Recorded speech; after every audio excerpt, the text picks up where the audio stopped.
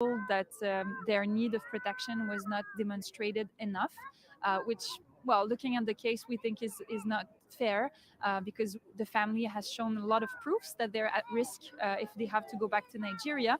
We came to seek for asylum because my husband's life was at risk. I just don't understand. Like, they've been here more than 6 years, and they have proven that they are working. They don't like depend on government aid. They integrated. So I don't know why after some years, I don't know, 3, 4 years, why, if you've proven like that you're a citizen like any other person, why couldn't you just stay on those grounds? Tu veux jouer?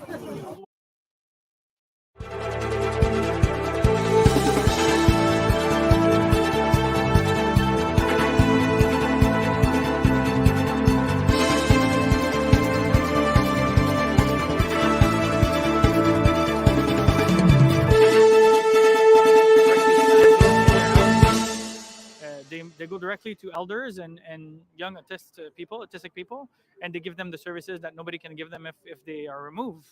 We're living a concrete shortage of workers in the health sector, and they're the ones providing those services. I have more than 20 clients I attend to.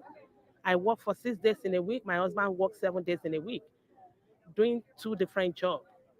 So there's like 40 support letters for the minister. So people just show their support to the family and ask to stop the deportation. It's really powerful. So 2 of the 3 children are born here in Canada, are highly integrated. And on top of this is something that is hard to imagine for Canadians. But if you go back home in Nigeria with a really strong accent, right, you don't speak like a Nigerian, for the children, you can become a target very quickly for kidnapping. This is a stressful situation. So, and it's been so traumatic, when something is affecting your mental health. She's extremely strong, and I think she's going to keep fighting until the very last minute. Yes, everyone. As you can see, this is a Nigerian woman facing deportation from Canada. And as you can see, I don't really know why, the situation is the way it is in Canada. During the COVID-19, the government was begging everyone, to come and work, whether you are legal or you are illegal. The time of COVID-19, a lot of people were dying, and the government was begging everyone to come and work in a healthcare. So, and after the COVID-19, here we go again, and the government starts deportation of some immigrants. I don't think it makes sense that the government will go all over the world and say there is a work, they need immigrants, and the government of Canada at the same time deporting immigrants with budget of $46 million per year to the Canada Border Service Agency. This is weird, and this is unprecedented what the government is doing. And you can see the Nigerian woman, she's facing deportation with her family. Not only that she is facing deportation, but including her family and the husband. And this family is working under the healthcare. And if you see under the Canadian immigration, you can understand that there are so many advertised that they need people to work in the healthcare, the caregiver, home care. But the problem is, why is the policy so complicated in terms of the deportation of the immigrant already groomed inside the country? Why spending so much money deporting those already integrated in the country, and again bringing new people in? This is not right. And if the current Minister of Immigration wants to succeed and leave a good legacy, I advise that he have to revisit the Canadian immigration policy, because the way it is now is not really something writing home about, because there is a conflict between Canada Border Service Agency and the Citizenship of Immigration. There are still backlog in the terms of application. As the woman mentioned, I work direct with a grassroots of immigrants facing mental health, depression, PTSD, and a lot of mental health issues. And the Canadian government need to create a special committee or special organization kind of Canadian immigration ombudsman so that they can be able to do secondary evaluation for all these decisions made by CBSS and the Canada Border Service Agency and the Citizenship of Immigration. Those people are human beings. Sometimes the job can be overwhelmed to them, and they can sometimes act like a human being. They are not perfect. There are some certain things they could not see in somebody's application that can hinder the person returning home. In terms of the government working with agents of persecution against the international convention which Canada have signed and ratified, which they are signatory to. There are so many ways the Canadian government violates immigrant rights. But my point is, why will the government be begging people to come and work the time of COVID-19 when a lot of people were dying and there's no people to work the time they have shortage of workers? And now they will engage in deportation of immigrants. The point here I'm trying to emphasize is before you think about migrating to Canada, selling off your things, you need to think twice. In Nigeria, they call it japa or whatever. I cannot understand what they mean by that. But before you sell off your things and trying to migrate to Canada, thinking that is a heaven, you think twice. Recently, I saw in the news the chairman of APs, Allen Onyema, said that if you make £2,000 in Britain, somebody who makes 200,000 naira in Nigeria is better than that person in London making £2,000. And people thought maybe it's a joke. If you make $2,000 in Canada, you have to pay for one bedroom apartment in Canada. It's almost $1,000. The money is gone. You pay for rent, you pay for food, you pay for electricity, you pay for telephone bill, you pay for internet, pay for transportation. You left with nothing. But think about how much is self-contained in Nigeria. You can have self-contained 200,000. Your salary per month could be used to pay for your rent for self-con. And the next month, you could have something in your pocket. So it's not really good. I believe the new Minister of Immigration have to really inaugurate a committee that look into the policies that dictate the Canadian immigration policy. In terms of immigrants languishing across Canada detention by the CBSA, every day, minimum of 5, 6, 10, 15 people leave Canada under deportation. And that is how the government budget $46 million per year to the Canada Border Service Agency in order to enforce deportation of immigrants that could have been of very vital worker inside the country. Does it make sense? I don't know how long the current Minister of Immigration will last. Probably 2 years or 2.5 years, probably in the office, or probably before the election, he could be removed. So if he really wants to leave a good legacy, being someone living in Quebec, he have the opportunity to amend the things that the other immigration ministers felt that is not amendable. And visiting the regional office, surprise visit, by assessing how they work and opening a complaint line for all the applicants who can make a complaint, direct complaint for the treatment they received from those officers. That could be of assistance for those workers or those immigrant workers or the rejected refugee asylum seekers. There are so many ways Canadian government violates immigrant rights. The policy is very simple. It's understandable, but it's very complicated to those officers handling those files because imagine those application files under those officers that can take decision which can determine if some people survive or not to survive, or issue of life and death. Those are applications that need secondary evaluation.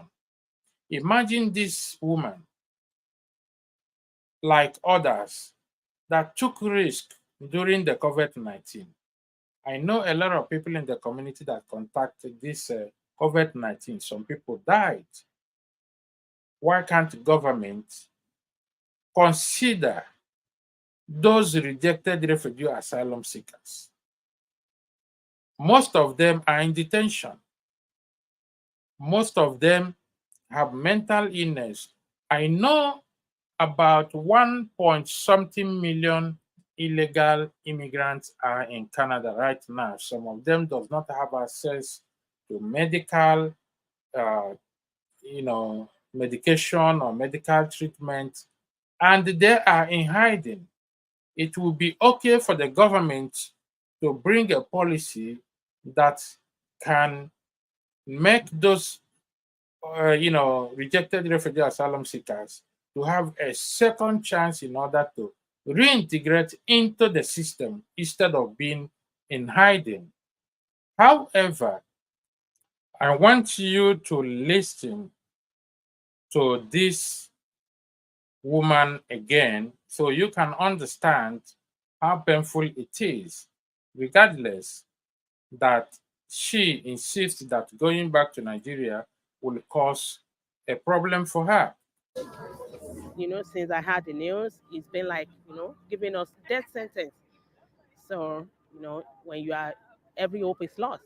We feel that the courts have been really strict in assessing the case of needs of protection. So the different courts ruled that their need of protection was not demonstrated enough, which, well, looking at the case, we think is not fair because the family has shown a lot of proofs that they're at risk if they have to go back to Nigeria. We came to seek for asylum because my husband's life was at risk. I just don't understand. Like they've been here more than 6 years, and they have proven that they are working. They don't like depend on government aid. They integrated. So I don't know why after some years, I don't know 3 4 years, why if you've proven like that you're a citizen like any other person, why couldn't you just stay on those grounds? So we're joué. When I heard about the case, I felt that was impossible for this family to be removed from Canada and Quebec, especially because they're personal support workers, both of them. They're living and providing services directly to families in their houses. So they go directly to elders and young autistic people, and they give them the services that nobody can give them if they are removed. We're living a concrete shortage of workers in the health sector, and they're the ones providing those services. I have more than 20 clients I attend to. I work for 6 days in a week. My husband works 7 days in a week, doing two different jobs. So there's like 40 support letter for the minister. So people just show their support to the family and ask. You can see this. So they show love, they accommodate you, they encourage you, they give you, I believe, I strongly believe, even because the love I'm seeing here today is massive. It's so massive. I'm just like, oh my God. Many faces, they are just seeing me here just for the first time. The support I'm getting, I don't know. It's honest. I can't explain this. I can't explain it. But my, seeing people around me, though it has been a stressful and very very pathetic situation, but many of them, they are like, don't worry, there is hope. Don't worry, there is hope. There is hope. So I want to appreciate everyone for doing this for me. It's like, when you this since I had the date, myself and my family, it's been like they are giving us death sentence because I see no future for my children, for myself. If we deport, if we push back people like Deborah and his husband, who we are as a society, what are your values, Minister Miller? So I'm urging you to stop this deportation and to keep Deborah, her husband, and her family here with us in Montreal and in. So the problem here is not the issue of policy, but the implementation of the Canadian immigration policies and the conflict between the Canada Border Service Agency and the Citizenship of Immigration, which is under Minister of Immigration. As I said earlier, that it's very, very, very important for the new immigration minister to look into this issue of implementation of various Canadian immigration laws. Because if he cannot revamp or overhaul the policy towards the implementation of or the existing policy, then I don't think there will be anyone in this position to do that, because I know the Minister of Immigration well before he became the immigration minister. He's been assisting a lot of people in his constituency, regardless, like it's very difficult sometimes because of the politics, the hypocrite, and the crafted life which the politicians are living in Canada. I don't see the reason why somebody like him, the immigration minister, could not, since he assumed office, not do the needful. Instead of trying to introduce new measures, he should have focused on the existing protocol in order to get things right.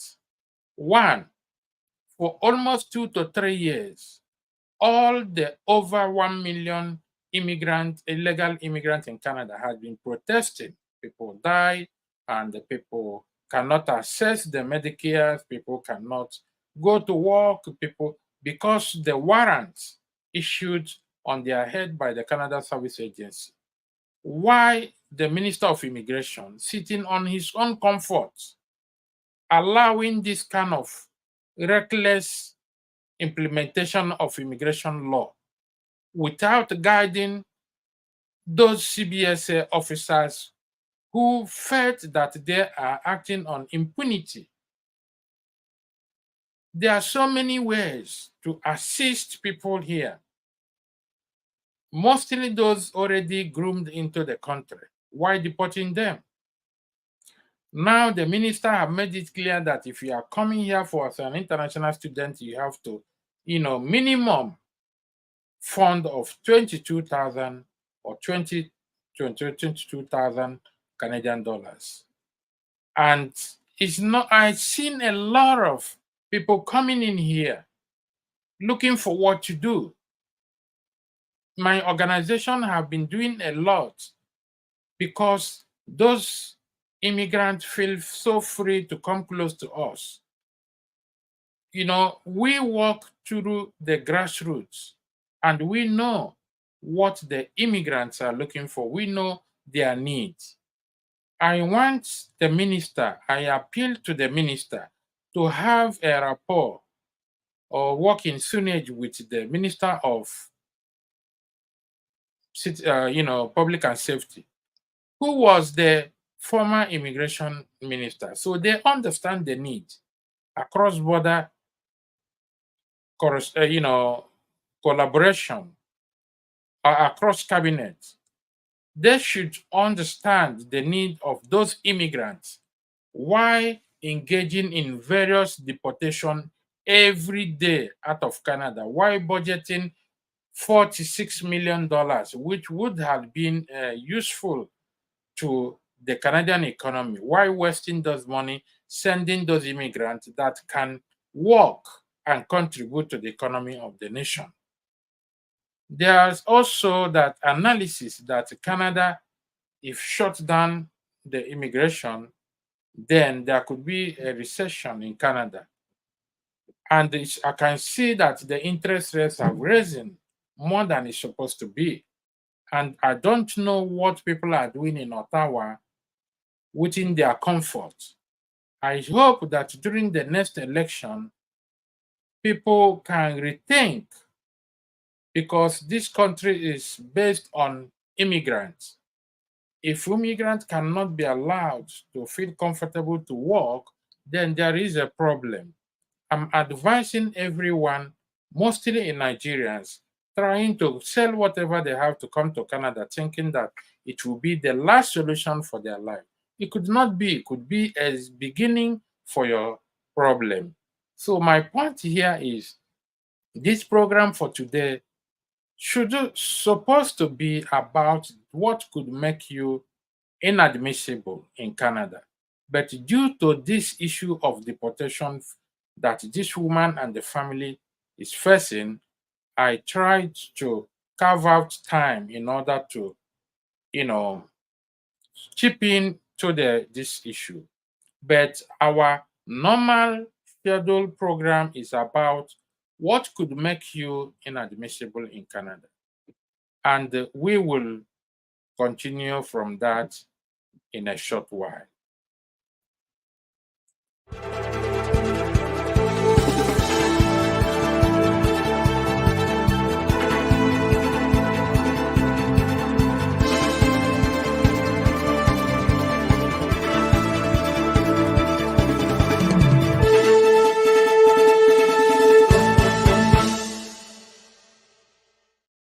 Thank you very much again. It's me, Ekens Azubika, the founder of Ekens Foundation International, helping rejected refugees and asylum seekers across Canada.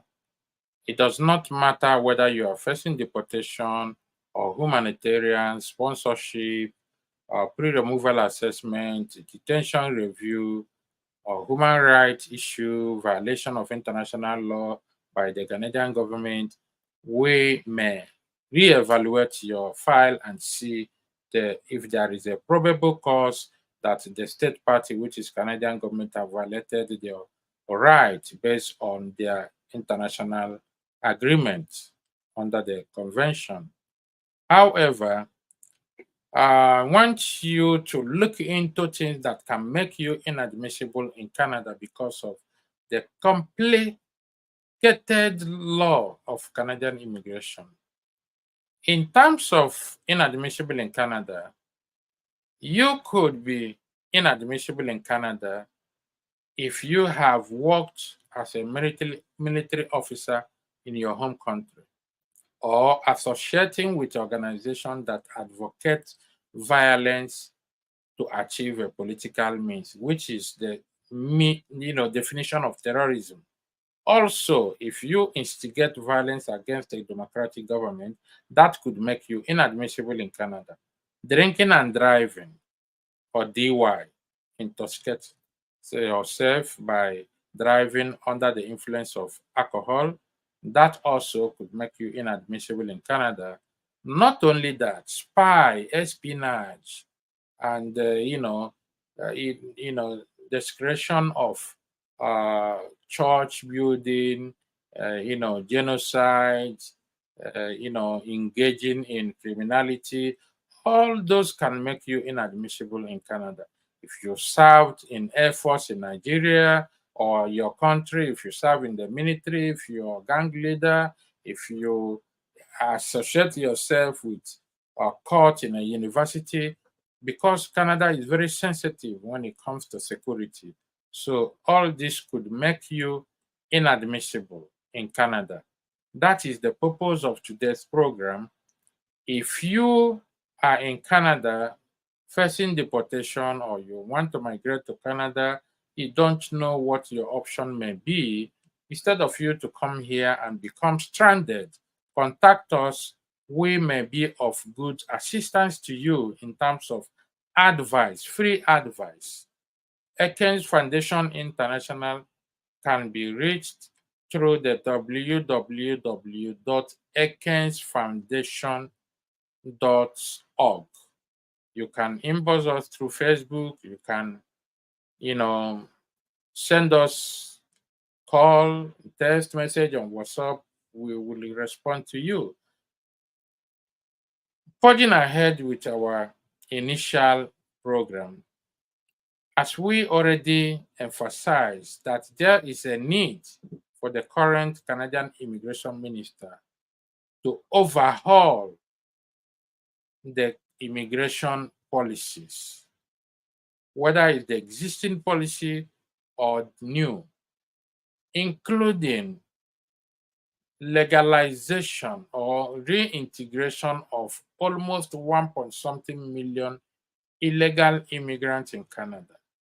The minister should pause temporary stay or pause of deportation for all the immigrants that are already working in the system, instead of advertising for new people to come in while those inside the Canada have not been settled. This will create a vacuum for the backlog.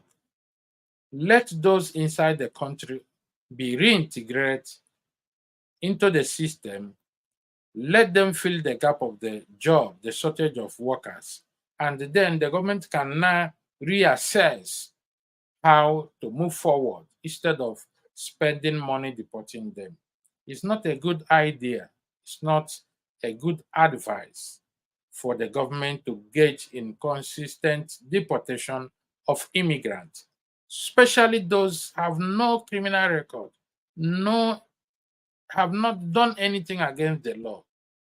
Some immigrants here are victims of Canadian immigration bureaucracy, not because they did anything wrong, but because of the self-minded of those immigration officers who are in position to decide about people's families' future. The government also should look into those that have been in this country for almost 20 years. The policy have separated a lot of people with their family. The government should be an advocate of reunification of families instead of separating them. At this time, we will look into the ongoing saga of the deportation of Nigerian family, the woman Adeboye. I'm going to as well play most of the interviews granted by her in recent time. This is not only issue of deportation we are facing, but it's an opportunity because the opportunity called for her that, the media, had her voice, but there are so many people, in that situation. I'm going to let you, listen again on this, interview we're talking about. I think they need to reconsider in their, decision. A Montreal family from Nigeria is pleading with the federal government to put a stop to their deportation scheduled for April 5th, claiming that their lives will be in danger if they go back. Deborah Adibuyi and her family first entered Canada via the unofficial border crossing, Roxham Road, in 2017. The family came to Canada to seek asylum as they were fleeing religious persecution in their home country. My husband's life was at risk. So, because there was a life threatening, So, and that is why we find a way of escape.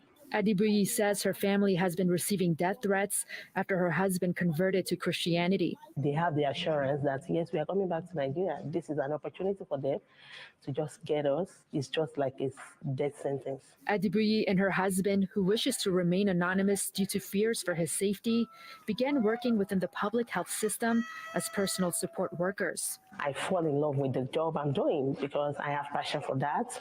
I'm not doing it just because of money, but I'm doing it because I have feelings. I want to help. I want to be of assistance to people that are in need. Adibuyi says she's been doing everything she can to integrate into society, and with her two youngest children being born here, Canada is all they know. Solidarité, On Friday, community members came together protesting Adibuyi's deportation in front of Canada's Immigration Minister Mark Miller's Montreal office. A family like her normally will get a status depositing what we call a permanent residency request on humanitarian grounds. A family that is so active, integrated, useful to society, normally they are accepted in this legal procedure, and it was a terrible surprise, terrible news when she was rejected. A statement from Minister Miller's office reads in part, every individual facing removal is entitled to due process, but once all avenues to appeal are exhausted, they are removed from Canada in accordance with Canadian law. With the family's scheduled deportation approaching, Adibuyi is hoping Canada has a change of heart. Canada is a place of hope. Canada is a place where, you can say that, yes, your future is very, very sure, and the future of your child. In Montreal, Sudarasi, City News.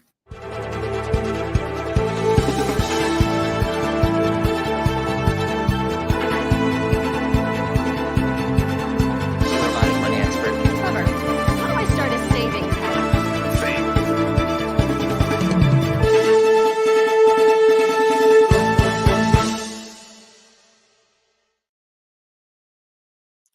Well, you had the interview and you had the statement coming from the office of the Minister of Immigration. You heard that the minister insists that once you exhaust all your domestic remedy, then you are bound to leave Canada. You see, this is what I'm telling you. But during the COVID-19 era, a lot of people died. And so many Nigerians I know went into this suicide job because so many people refused to go to work because of risk of contracting COVID-19 and died. But a lot of people went in. I know Nigerians that died during the COVID-19 because they got the sickness from the hospital that they are working. In Canada right now, there are so many Nigerians doing this caregiver work. And why packing more people, bringing them to Canada, advertising that Canada is a safe haven, there is a job. But those people already integrated are being deported. What kind of immigration policy is that? I don't really understand it. This Canada have population of 34 million approximate. But the landmark is vast more than the United States. Why can't they use a very good policy to increase the population that can assist on the economy? Hence, the country is based on immigrants. Why shutting down the door? It's like somebody coming, you have to manage with 4 to 5 years, you exhaust your remedy, you've been kicked off, and somebody else coming. It's like recycling of immigrants. Recycling immigrants is not right. Those that are already working should be recognized and reintegrated into the system to fill up the job gap before you talk about new people. Stop deporting people, budgeting huge amount of money, almost 45 million, $46 million per year in deportation. And this is a recycling policy. Why recycling all those immigrants? The Refugee Convention of 1951 have defined the definition of a refugee. And the Canada should abide by their international obligation based on the consent they signed and ratified. And those people working within the immigration department should also be, trained to take a decision of life and death. And also should not give absolute power. Even the federal courts of Canada is not an option for somebody to go for judicial review, because the courts almost deny 99.9% of all the file that comes to them, to discourage people coming in. The policy is not right. And I'm going to advise all the communities to try to groom themselves up to being politicians in Canada in order to participate in policy making. If you come to Canada, you end up as a factory worker. I'm not saying factory worker is not good, but if you don't upgrade yourself in terms of academic, if you don't upgrade academically, you cannot go close to the parliament. You cannot contest election. You cannot, work with politicians. You cannot, you cannot look into the law. You cannot change the law. My very self, I've seen all the reprisal action and systematic operation against me for more than 17 years. If I tell you, you will never believe. There is racism, there is systematic, there is reprisal action. That is very, very understandable, it's very clear, but you have to be strong to face all these things if you want to devote your life to serve the public. The Canadian government should redress their approach in terms of immigration and refugee. We're not talking about the international students here that are bringing in money, which is part of the GDP of Canadian government. So I have to advise the current minister to use the short time he have in the office, because nobody knows when it's going to be removed, because that cabinet is not a stable cabinet. Being a minister of public and safety, mostly citizenship and immigration minister, is not a stable job in Canada. He could be removed any moment because of the controversy, because Canada economy is based on migration of immigrants. So he should use this opportunity to work towards the stability of the immigration policy, not to end up like David Lemaitre, who was the, Minister of Justice and Attorney General, who now resigned from the parliament now and going back to work under somebody's chamber, which does not make sense. You retire as a Minister of Justice and Attorney General for years, and they are going to work under someone's chamber whom you, in office, you already supersede, which does not make sense. So my point here is the deportation should be paused as soon as possible, and there should be a directive to the Canada Border Service Agency to pause deportation and reintegrate those already working, paying the tax. Why deporting them? The minister should listen, and everyone in Canada should also be an advocate of immigration and refugee, because there are a lot of people suffering in detention. Thank you very much.